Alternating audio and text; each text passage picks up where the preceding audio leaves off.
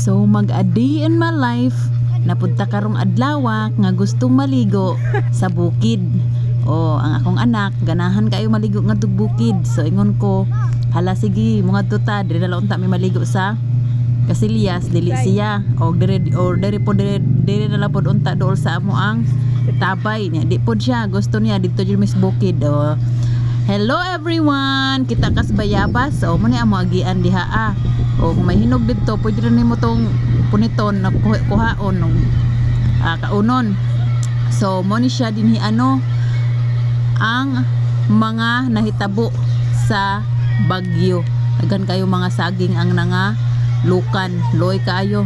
So mo ni siya guys, paari na mi diri guys. So moagi mig mga sapa, duha ka sapa na guys na mo agian. Okay, gusto man jud baligo diri sa non-stop nga tubig. So dana mi diri guys. Nindot kaayo diri guys kay kuan kana ang lamig kaayo ba. Dugnaw ka istanan ang bugnaw kaayo ang tubig diri. So tan-awa guys, mo ni lang ni nahabilin sa dati nga tubig guys. So kusog kayo gaawas ya guys. Ug ang dati nga PVC guys, natanggal man siya guys, nya gibalhin na pud ni siya guys, dana po siya spikas guys. Grabe na gud guys tanan ang iyahang awas tuda kaayo. So delikado po dinhi labi nang mag-inuwan kay urog siya nga magka-landslide. Pero ang tubig diri guys, it's giving.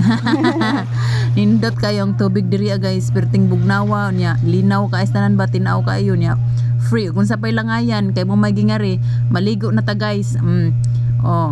Pak mo ana bitaw, mo ana napud mo din hala ka pobre ka istanan magbuot mo.